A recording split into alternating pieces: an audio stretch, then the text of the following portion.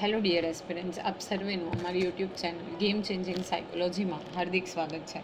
આજના વિડીયોમાં આપણે પ્રોબેશન ઓફિસર, ચીફ ઓફિસર તેમજ અન્ય કેટલીક સરકારી પરીક્ષાઓ માટે સમાજશાસ્ત્ર એટલે કે સોશિયોલોજી સબ્જેક્ટ અગત્યનો છે અને સાથે સાથે જે વિદ્યાર્થીઓ બેચરલ ઇન સોશિયોલોજી અને માસ્ટર ઇન સોશિયોલોજી સાથે સંકળાયેલા છે તો એમને માટે પણ આ વિડીયોઝ અગત્યના છે. અને એ અંતર્ગત આપણે એક નવું ચેપ્ટર જે છે સામાજિક ધોરણભંગ, બાળ અપરાધ અને યુવા અજંપો એની ચર્ચા કરી રહ્યા છે.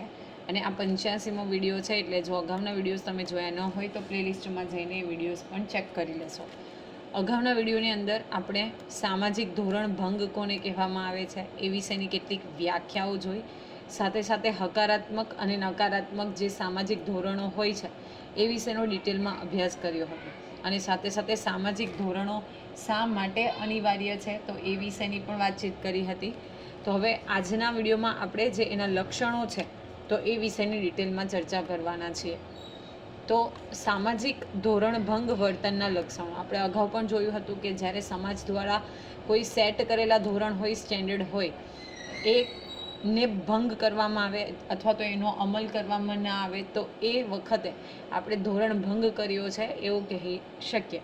તો હવે સામાજિક ધોરણભંગના જે વર્તન કરવામાં આવે છે એટલે કે સામાજિક ધોરણભંગ વર્તન કરવામાં આવે છે એના કયા કયા લક્ષણો છે તો એ વિશે આપણે થોડી ચર્ચા કરીએ. તો સૌપ્રથમ છે સામાજિક ધોરણભંગ વર્તન એ વાર્તનિક ઘટના છે. જ્યારે કોઈક વ્યક્તિ આ ધોરણભંગનું વર્તન કરે તો એક પ્રકારની વાર્તનિક ઘટના છે. ઓકે, સમાજમાં પ્રસ્થાપિત ધોરણો વ્યક્તિના વર્તનમાં અભિપ્રેત થતા હોય છે. જે કોઈ ધોરણો છે જે સમાજમાં પ્રસ્થાપિત કરેલા છે, સમાજમાં હયાત છે પ્રેઝન્ટમાં, તો એ જે તે વ્યક્તિનું વર્તન છે તો એને પ્રભાવિત કરતા હોય છે, એમાં અભિપ્રેત થતા હોય છે, એમાં વણાયેલા હોય છે. ધોરણોના સંદર્ભમાં જ વ્યક્તિ સમાજમાં પોતાનું વર્તન અને વ્યવહાર કરતો હોય છે. આ અર્થમાં ધોરણ અનુરૂપતા અને ધોરણભંગ એ વાર્તનિક ઘટના છે. હવે જે કોઈ ધોરણો છે, નિયમો છે, સ્ટેન્ડર્ડ છે તો એને બાધ્ય રહીને અથવા તો એની ઉપરવટ જઈને વ્યક્તિ જે છે એ પોતાનું વર્તન અને વ્યવહાર કરે છે. એટલે જો એ અર્થમાં આપણે વાત કરીએ તો અનુરૂપતા અને ધોરણભંગ એટલે કે જે ધોરણો છે એને સ્વીકૃત કરવા અથવા તો સ્વીકારવા, એ અથવા તો ધોરણોનો ભંગ કરવો એટલે કે જે રૂલ્સ રેગ્યુલેશન્સ છે એનો ભંગ કરવો એ એક વાસ્તવિક વાર્તનિક ઘટના છે એટલે કે વર્તન આધારિત ઘટના છે. કારણ કે સીધું જે છે એ વર્તન વ્યવહાર સાથે સંકળાયેલી છે. નેક્સ્ટ છે સામાજિક ધોરણભંગ વર્તન એ સાર્વત્રિક ઘટના છે. હવે કોઈ એક વ્યક્તિ કે કોઈ એક સમાજના લોકો વર્તનનો ભંગ કરતા હોય, ધોરણનો ભંગ કરતા હોય એવું જરૂરી નથી. એ સાર્વત્રિક ઘટના છે. તો વિશ્વનો કોઈ પણ સમાજ, પછી તે સાદો સમાજ હોય કે વિકસિત સમાજ હોય, તેમાં ઓછા વધતા પ્રમાણમાં ધોરણભંગ વર્તન થતું હોય છે. કોઈ પણ સમાજ હોય, ભલે એ સાદો હોય, વિકસિત હોય એટલે કે ડેવલપ્ડ હોય, યા ડેવલપ ના હોય, તો ગમે એ પ્રકારનો જે સમાજ છે એમાં સમહાવ ઓછા વધતા પ્રમાણમાં ધોરણભંગનું વર્તન જે છે એ જોવા મળતું હોય છે. સામાન્યતઃ સમાજનો દરેક સભ્ય ધોરણનું પાલન કરી વર્તન કરે એ ઈચ્છનીય હોય છે, પરંતુ હંમેશા સમાજના તમામ સભ્યોથી દરેક પરિસ્થિતિમાં ધોરણોનું પાલન કરવું શક્ય બનતું નથી. હવે એક કોમન ફેક્ટરને આધારે આપણે વાત કરીએ તો જનરલી દરેક વ્યક્તિ જે છે સમાજનો એ જે ધોરણો છે તો એનું પાલન કરે અને એ પ્રમાણેનું વર્તન કરે એ ઈચ્છનીય છે, એ સરાહનીય છે. પરંતુ બની શકે કે હંમેશા સમાજના તમામ સભ્યો તરફથી અથવા તો દરેક સભ્ય તરફથી દરેક પરિસ્થિતિની અંદર જે ધોરણો છે, સ્ટેન્ડર્ડ્સ છે એનો ફોલો થાય એ શક્ય બનતું નથી. અને એટલા માટે ધોરણભંગ વર્તનની ઘટના સર્જાતી હોય છે. કોઈ કન્ડિશનમાં કોઈક વ્યક્તિ જે છે જે તે ધોરણનું પાલન ન કરી શકે, જે તે નિયમોનું પાલન ન કરી શકે, તો ત્યારે ધોરણભંગની જે ઘટના છે એ સર્જાતી હોય છે. અર્થમાં સામાજિક ધોરણભંગ વર્તન એક સાર્વત્રિક ઘટના છે એમ કહી શકાય. ઇન શોર્ટ દરેક સમાજની અંદર આપણે આજે ધોરણભંગ વર્તનની ઘટના છે એ આપણે જોઈ શકીએ છીએ, એટલા માટે એને સાર્વત્રિક ઘટના કહેવામાં આવે છે. પ્લસ જરૂરી નથી કે દરેક વખત વ્યક્તિ જાણી જોઈને સામાજિક જે ધોરણો છે તો એનો ભંગ કરી અને વર્તન કરે. ક્યારેક સાહજિક રીતે તો ક્યારેક અસાહજિક રીતે, ઓકે, ક્યારેક જાણતા તો ક્યારેક અજાણતા પણ જે ધોરણો છે તો એનો ભંગ કરી અને વર્તન થઈ જતું હોય છે. નેક્સ્ટ છે સામાજિક ધોરણભંગ વર્તન સાપેક્ષતા ધરાવે છે. તો સામાજિક ધોરણભંગ વર્તન જે છે એ સાપેક્ષતા ધરાવે છે. સામાજિક ધોરણભંગ વર્તન સાપેક્ષ છે. એક સમાજમાં જે વર્તન ધોરણભંગ ગણાતું હોય તે વર્તન બીજા સમાજમાં ધોરણભંગ વર્તન ન પણ હોઈ શકે. ઓકે, ફોર એક્ઝામ્પલ સાપેક્ષ છે એટલે એવું નથી કે કોઈક એક સમાજની અંદર જે તે વર્તન કરવું એ ધોરણભંગમાં ગણાતું હોય તો એ દરેક સમાજમાં એ ધોરણભંગ ગણાતું હોય. અહીં એક્ઝામ્પલ આપેલું છે કે ગુજરાતમાં મદ્યપાન કરવું તે ધોરણભંગ વર્તન છે, જ્યારે મહારાષ્ટ્રમાં તે ધોરણભંગ વર્તન ગણાતું નથી. ઓકે, ગુજરાત જે છે ડ્રાય સ્ટેટ છે તો આપણે ત્યાં મદ્યપાન કરવું એ ધોરણભંગ વર્તન છે. ઓકે, એટલે કે સમાજના મૂલ્યો આપણે જોઈએ તો આવી રીતે ડ્રિંક કરવું એ ધોરણભંગ વર્તન છે, પરંતુ જ્યારે આપણે મહારાષ્ટ્રની વાત કરીએ તો ત્યાં એને ધોરણભંગ વર્તન તરીકે ગણાતું નથી. કોઈપણ સમાજના ધોરણોને તે સમાજની સંસ્કૃતિ અને મૂલ્યો સાથે સીધો સંબંધ હોય છે. હવે જે કોઈ ધોરણો બનાવવામાં આવ્યા છે, રીતિ રિવાજો છે, નિયમો છે, તો જે તે સમાજની સંસ્કૃતિ અને સાથે સાથે સમાજના જે મૂલ્યો છે એની સાથે સંકળાયેલા હોય છે અને એને આધારિત જે ધોરણભંગ એટલે કે ધોરણો જે છે એ બનાવવામાં આવ્યા હોય છે. મૂલ્યો અને સંસ્કૃતિમાં તફાવત હોવાને કારણે તે સમાજના ધોરણો અન્ય સમાજ કરતાં અલગ હોય તે સમજી શકાય તેવી બાબત છે, અને આ અર્થમાં સામાજિક ધોરણભંગ વર્તન સાપેક્ષતા ધરાવે છે. દરેક સમાજ જે છે એના મૂલ્યો છે, એનું વર્તન છે, એની સંસ્કૃતિ છે, એના રીત રિવાજો છે, એ બધું અલગ છે, તફાવત છે, અને એને કારણે દરેક સમાજના પણ જે ધોરણો છે એ ધોરણો અલગ અલગ હોઈ શકે. ઓકે, એટલે આપણે એવું કહી શકીએ કે દરેક જો સામાજિક ધોરણ વર્તનની આપણે વાત કરીએ તો એ સાપેક્ષતા ધરાવે છે. પ્લસ કોઈક ટ્રેડિશન અથવા તો કોઈક સમાજમાં કોઈક વસ્તુ ખાવા પર પ્રતિબંધ હોય, જ્યારે બીજા સમાજમાં એ વસ્તુ ઇઝીલી લોકો ખાઈ શકતા હોય, એટલે કે એનો આહાર તરીકે ઉપયોગ કરી શકે. તો એ રીતે આપણે જોઈએ તો એક સમાજની અંદર જે તે વસ્તુ ખાવી એને ધોરણભંગની સ્થિતિ તરીકે ગણવામાં આવે, જ્યારે બીજો જે સમાજ છે તો એમાં એ વસ્તુ જે છે એ એકદમ યુઝ હોય. તો એટલે આપણે એવું કહી શકીએ કે જે સાપેક્ષતા છે એ અહીં આપણે જોઈ શકીએ છીએ. નેક્સ્ટ છે સામાજિક ધોરણભંગ વર્તનનું વૈવિધ્ય. તો જ્ઞાતિ, જાતિ, ધર્મ, ગામડું, શહેર જેવી બહુવિધતા ધરાવતા ભારતીય સમાજમાં ધોરણોની બહુવિધતા જોવા મળે છે. હવે આપણે સૌ જાણીએ છીએ કે ભારત દેશની વાત કરીએ તો જ્ઞાતિ, જાતિ, ધર્મ સાથે સાથે જિયોગ્રાફિકલ કન્ડિશનમાં ગામડું, શહેર, તો એમાં વિવિધતા ધરાવે છે. ઓકે, એટલે કે બહુવિધતા આપણે જોઈ શકીએ છીએ, અને એટલા માટે જે ધોરણો છે સમાજના ધોરણો, જે રીત રિવાજો છે, જે મૂલ્યો છે, જે રૂલ્સ રેગ્યુલેશન્સ છે દરેક સમાજની, એમાં પણ બહુવિધતા જોવા મળે છે. હવે અલગ અલગ જ્ઞાતિ હોય, જાતિ હોય, ધર્મ હોય, તો એ દરેકને આધારે પોતપોતાના જે અલગ જે ધોરણો છે એ પ્રસ્થાપિત કરેલા હોય છે. પ્લસ ગામડું છે, શહેર છે, તો એને આધારે પણ જે ધોરણો છે એમાં આપણે વિવિધતા જે છે એ જોઈ શકીએ છીએ. ધોરણોનું આવું વૈવિધ્ય ધોરણભંગ વર્તનની શક્યતા વધારે છે. આથી ધોરણભંગ વર્તનની સાથે સહ્ય વર્તનની સીમાના ખ્યાલને હોવો અથવા તો સમજવો જરૂરી છે. હવે આપણે સહ્ય વર્તનનો ખ્યાલ શું છે? તો આ ખ્યાલ મુજબ જ્યાં સુધી સમાજના સભ્યો ધોરણની સહ્ય સીમા કે મર્યાદામાં રહીને વર્તન વ્યવહાર કરે ત્યાં સુધી તે વર્તનને ધોરણભંગ વર્તન ગણાતું નથી. પરંતુ જ્યારે વ્યક્તિ કે સમૂહ સમાજે નિયત કરેલી આ સહ્ય સીમાને ઓળંગે છે ત્યારે સામાજિક ધ્યેય પ્રાપ્તિ માટે પડકારજનક બને છે. આથી વ્યક્તિનું કે સમૂહનું આવું વર્તન ધોરણભંગ વર્તન બને છે. તો જ્યારે આપણે વાત કરીએ કે એટલી બધી વિવિધતાઓ છે, બહુવિધતા છે, જેને કારણે જે ધોરણો છે તો એમાં પણ ઘણું બધું વૈવિધ્ય જોવા મળે છે. તો એના માટે સહ્ય વર્તનનો જે સિદ્ધાંત છે, સીમા છે, એ જરૂરી છે.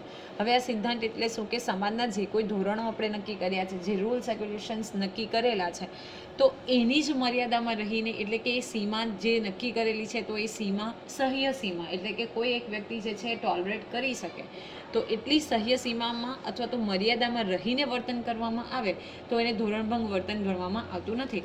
પરંતુ જો એ સહ્ય સીમાને, એટલે કે જે ટોલરેટ લેવલ જે છે એ તમે ક્રોસ કરી જાઓ છો, જે સીમા નક્કી કરેલી છે એને ઓળંગીને જ્યારે કોઈક વર્તન કરવામાં આવે તો બેઝિકલી એને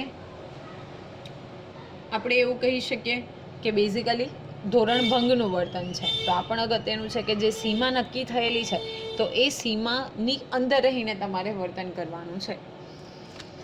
સામાજિક ધોરણભંગ વર્તન સામાજિક અપેક્ષાઓથી વિરુદ્ધનું વર્તન છે. તો આ પણ અગત્યનું છે કે જે ધોરણભંગ વર્તન છે તો એ સામાજિક અપેક્ષાઓથી વિરુદ્ધનું છે, કારણ કે સમાજ જે અપેક્ષા રાખે છે એનાથી આપણે એ ધોરણોને ભંગ કરીને ઉપરવટે જઈને કાર્ય કરે છે.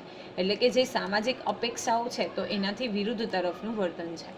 દરેક સમાજ પોતાના અસ્તિત્વને ટકાવવા, વ્યક્તિના વર્તનનું નિયંત્રણ કરવા સામાજિક ધોરણો ઘડે છે. કોઈ પણ જે વ્યક્તિ છે એ શું કરે છે, તો પોતાનો દરેક સમાજનું અસ્તિત્વને ટકાવી રાખવા અને સાથે સાથે સમાજના જે લોકો છે તો એના વ્યક્તિને નિયંત્રણમાં રાખવા માટે જે ધોરણો ઘડે છે, જેથી કરીને વ્યક્તિઓ પોતાની એક સીમામાં રહીને પોતાની લાઈફ જે છે સ્પેન્ડ કરી શકે. તેથી સ્વાભાવિક રીતે જ સામાજિક ધોરણ સાથે સામાજિક અપેક્ષાઓ પણ જોડાયેલી હોય છે. એટલે એકદમ કોમન ફેક્ટર છે કે જ્યારે સામાજિક ધોરણો છે, એટલે કે જે રૂલ્સ રેગ્યુલેશન્સ છે, તો એની સાથે કેટલીક જે અપેક્ષાઓ છે, ગોલ્સ છે, તો એ જોડાયેલા હોય છે. ધ્યેયોના લક્ષ્યાંકો પણ સાથે સાથે એટલે કે ગોલ્સ પણ જોડાયેલા હોય છે. સામાજિક વ્યવસ્થાની જાળવણી થાય, સામાજિક સંવાદિતતા ટકી રહે અને સામાજિક ધ્યેયોની પ્રાપ્તિ સરળ બને તે માટે સમાજ પોતાના સભ્યો પાસેથી ધોરણ અનુરૂપ વર્તનની અપેક્ષા રાખે છે. સમાજની આ અપેક્ષાથી વિરુદ્ધનું વર્તન એ સામાજિક ધોરણભંગ વર્તન તરીકે ઓળખાય છે. તો આ પણ અગત્યનું છે કે દરેક જે સામાજિક વ્યવસ્થા છે એની જાળવણી થાય. ઓકે, સમાજમાં સંવાદિતતા રહે અને જે ધ્યેયો નક્કી કરેલા છે તો એ ધ્યેયોની પ્રાપ્તિ સરળ બની શકે. ઓકે, એક પ્લાનથી આપણે કામ કરી શકીએ અને એટલા માટે જે તે સમાજ જે છે એ સમાજના સભ્યો પાસેથી ધોરણ અનુરૂપ વર્તનની અપેક્ષા રાખે છે. એટલે કે જે નિયમો બનાવાયેલા છે તો એ નિયમોની પણ અપેક્ષા રાખે છે. અને સમાજની આ અપેક્ષાથી જ જે સામાજિક ધોરણભંગનું વર્તન જે છે, એટલે કે અપેક્ષાની બહાર જઈને અથવા તો અપેક્ષાના ઉપરવટ જઈને કોઈક વર્તન કરવામાં આવે તો એને સામાજિક અપેક્ષાઓથી વિરુદ્ધનું વર્તન તરીકે ઓળખવામાં આવે છે. નેક્સ્ટ છે સામાજિક ધોરણભંગ વર્તન અનિચ્છનીય સામાજિક વર્તન છે. તો સીધી વસ્તુ છે કે કોઈ પણ વ્યક્તિ જે છે જ્યારે ધારાધોરણો નિયમોનો ભંગ કરે છે તો એ વસ્તુ ઈચ્છનીય નથી, અનિચ્છનીય છે. ઓકે, તો વ્યક્તિ કે સમાજના જે વર્તનથી સામાજિક વ્યવસ્થા તંત્ર ખોરવાય એવી સ્થિતિ સમાજના મોટાભાગના લોકો માટે હંમેશા અનિચ્છનીય છે. મિસમેનેજમેન્ટ થતું હોય, ઓકે, અથવા તો જે વ્યવસ્થા તંત્ર છે એ ખોરવાતું હોય તો એટલા માટે એવી જે જો સ્થિતિ સર્જાય તો એ હંમેશા અનિચ્છનીય હોય છે. એટલે કે કોઈ પણ રીતે એ ટોલરેટ કરી લેવામાં આવતી નથી. કોમી હુલ્લડો, નક્સલવાદ, નશીલા દ્રવ્યોની હેરાફેરી જેવી અનેક પરિસ્થિતિ મોટાભાગના લોકો માટે અનિચ્છનીય છે. ઓકે, કોમી લેવલના હુલ્લડો કરવા, એટલે કે કોમી હુલ્લડો કરવા, લડાઈ, મારામારી, નક્સલવાદ, નશીલા જે દ્રવ્યો છે એટલે કે ડ્રગ્સ છે એની સપ્લાય કરવી, તો એ એવી બધી જે પરિસ્થિતિ છે. ઓકે, પછી આપણે જોયું એ પ્રમાણે કે સ્મોકિંગ કરવું, તો એ બધી વસ્તુ જે છે બેઝિકલી કેવી ગણવામાં આવે છે, અનિચ્છનીય ગણવામાં આવે છે. ધોરણભંગ વર્તનથી ઊભી થતી અરાજકતા તરફ લોકો નારાજગી વ્યક્ત કરતા હોય છે અને આ રીતે જોઈએ તો એ અનિચ્છનીય વર્તન છે. તો જે ધોરણભંગ વર્તન કરવામાં, એટલે કે વર્તન જ્યારે ધોરણભંગ થાય તો એને કારણે શું થાય છે કે લોકો અરાજકતા તરફ દોરાય છે, નારાજગી વ્યક્ત કરે છે. ઓકે, લોકોમાં મારામારીના જે પ્રોબ્લેમ્સ છે તો એ વધે છે. કોઈક વ્યક્તિ એટલે કે અરસપરસના જૂથ વચ્ચે અથવા તો વ્યક્તિઓ વચ્ચે, તો એમ જોઈએ તો આપણે આજે કેવા પ્રકારનું સામાજિક વર્તન છે, તો અનિચ્છનીય. ઓકે, કોઈ પણ વ્યક્તિ એવું ઈચ્છતી નથી કે આ ધારા ધોરણો જે છે એ ભંગ કરીને ઉપરવટનું કાર્ય કરે, એટલે કરવામાં આવે તો એ અનિચ્છનીય સામાજિક વર્તન તરીકે ઓળખાય છે. કોઈ પણ સમાજની વ્યક્તિના ધોરણભંગ વર્તન માટે અનેક પરિબળો જવાબદાર છે. હવે વ્યક્તિ જ્યારે ધોરણભંગનું વર્તન કરે છે, એટલે કે જે રૂલ્સ રેગ્યુલેશન્સ છે એને તોડે છે, તો એના માટે ઘણા બધા પરિબળો જવાબદાર છે. નબળું સામાજિકીકરણ, એટલે કે સોશિયલાઇઝેશન, ધોરણોનો નબળો અમલ. જો બરાબર નિયમો તો બનાવેલા છે પરંતુ એનો અમલ પ્રોપરલી થતો ન હોય. નબળી સજા પદ્ધતિ, ઓકે, જે જ્યુડિશરી સિસ્ટમ છે તો એ પ્રોપરલી ન હોય. ધોરણોનો અસ્પષ્ટ વિસ્તાર, ભ્રષ્ટાચારી અમલી તંત્ર, ધોરણો વચ્ચેની વિસંવાદિતા, બચાવ પ્રયુક્તિઓ અને સમૂહ માધ્યમો જેવા પરિબળો ધોરણભંગ વર્તનની સ્થિતિ નિર્માણ કરવામાં સહાયક બને છે. ઓકે, ભ્રષ્ટાચારી અમલી તંત્ર, ભ્રષ્ટાચાર હોય, ધોરણો વચ્ચે વિસંવાદિતા, એકબીજા સાથે કોઈ પ્રોપર કનેક્શન ન હોય, બચાવ પ્રયુક્તિઓ જે આપણે ડિફેન્સ મિકેનિઝમની વાત કરીએ, ઓકે, યૌક્તિકીકરણ છે કે તાદાત્મ્ય છે, તો એ બધી વસ્તુઓ આવશે. ઓકે, પછી સમૂહના માધ્યમો જે છે, સમૂહ માધ્યમો એમાં ટીવી, ટેલિવિઝન હોય, સોશિયલ મીડિયા હોય, જે લોકોને ગેરમાર્ગે દોરતા હોય ક્યારેક, તો એ બધી વસ્તુઓને કારણે ધોરણભંગ વર્તનની સ્થિતિ સર્જાય છે.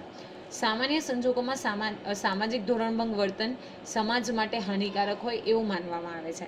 ત્યારે બાબત જે છે તે ધ્યાનમાં રાખવાની છે કે ધોરણભંગ વર્તનની ઘટના ક્યારેક સમાજમાં પરિવર્તનને જન્મ આપી સમાજ માટે ફાયદાકારક પણ બનતી હોય છે. ઓકે, માની લઈએ કે કોઈ ટ્રેડિશન છે તો એ ટ્રેડિશનલથી કોઈક જે ટ્રેડિશન ચાલતું આવતું હોય તો એને ઓપોઝ કરીને કોઈક વ્યક્તિ જ્યારે કોઈક નવીન કામ કરશે, રેનેસા કરશે, ક્રાંતિ લાવવાનો પ્રયત્ન કરશે તો ત્યારે સમાજમાં જે પરિવર્તન આવે એ સમાજ માટે ફાયદાકારક પણ બને છે. એટલે જરૂરી નથી કે દર વખતે જે ધોરણભંગ વર્તન હોય એ હાનિકારક જ પુરવાર થાય. સમાજમાં પ્રવર્તતા કેટલાક ધોરણો જે સમાજ વિકાસમાં અવરોધક બની સમાજમાં જડતા ફેલાવતા હોય ત્યારે તે ધોરણોનો ભંગ કરતું વર્તન સમાજ માટે રચનાત્મક ભૂમિકા ભજવે છે. ઓકે, જે કોઈક જડ છે, ઓકે, જડ બાબતો હોય, જે નિયમો હોય જે જડતા હોય એટલે કે ખૂબ જ સ્ટેબિલિટી વર્ષોથી ચાલતા હોય તો એ ચેન્જ કરવા માટે જ્યારે કોઈક ધોરણ ભંગ કરવામાં આવે તો એ રચનાત્મક ભૂમિકા પણ ભજવે છે.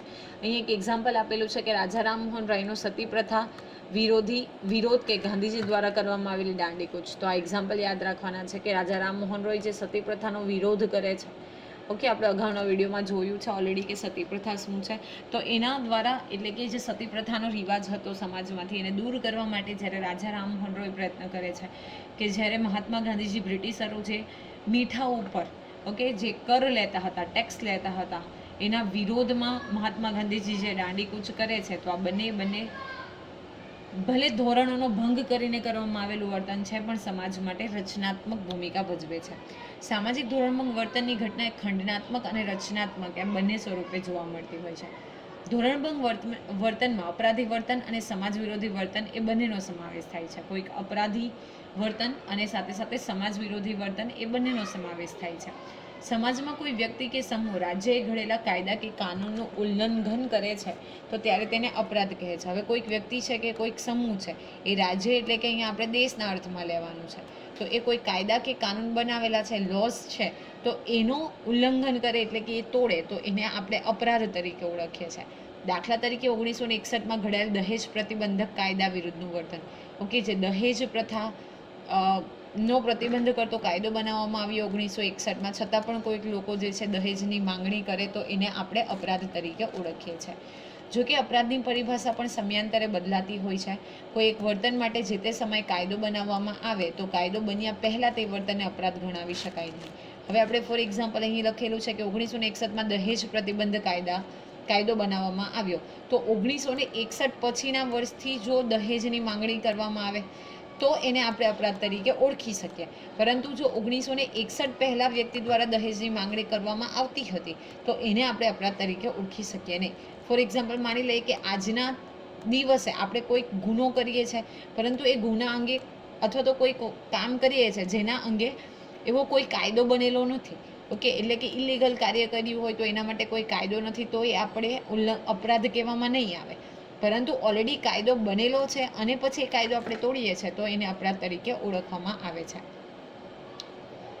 તો કાયદો બન્યા પહેલાં વર્તનને અપરાધ ગણાવી શકાય નહીં, પરંતુ કાયદો બન્યા પછી તેને અપરાધ ગણવામાં આવે છે. દાખલા તરીકે 2005નો ઘરેલું હિંસા અધિનિયમ.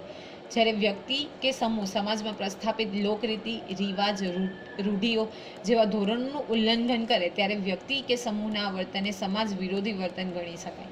ઓકે, જ્યારે કોઈક લોકરીતિ છે, રિવાજ છે, રૂઢિઓ છે તો એ ધોરણોનું ઉલ્લંઘન કરે છે તે સમાજના વ્યક્તિ તો એને સમાજ વિરોધી વર્તન કહી શકાય. દાખલા તરીકે આંતરજ્ઞાતીય કે આંતરધર્મીય લગ્ન. માની લઈએ કે કોઈક સમાજમાં આંતરજ્ઞાતીય કે આંતરધર્મીય લગ્ન કરવા એ અપરાધ છે અથવા તો આપણે એવું કહી શકીએ કે એવા ધોરણો નથી તો ત્યાં એ ધોરણોનું ઉલ્લંઘન કરવામાં આવે, આંતરજ્ઞાતીય લગ્ન કરવામાં આવે કે આંતરધર્મીય તો એને આપણે સામાજિક જે ધોરણો છે એના ઉલ્લંઘન તરીકે ઓળખી શકીએ ને એનું જે વર્તન કરવામાં આવે તો એને સમાજ વિરોધી વર્તન તરીકે પણ ઓળખાવી શકાય. તો આશા રાખું છે કે આજના વિડીયોમાં આપણે જે બેઝિકલી સામાજિક ધોરણભંગ અંગેના લક્ષણો વિશે ચર્ચા કરી અને પરિબળો વિશે ચર્ચા કરી એમાં તમને સમજ પડી હશે. જો વિડીયો પસંદ પડે તો વિડીયોને લાઇક કરી અને શેર કરવાનું ભૂલશો નહીં. અને આવા જ વધુ વિડીયોની અપડેટ્સ મેળવવા માટે even you can subscribe our YouTube channel game changing psychology. Thank you for watching the video. Have a nice day.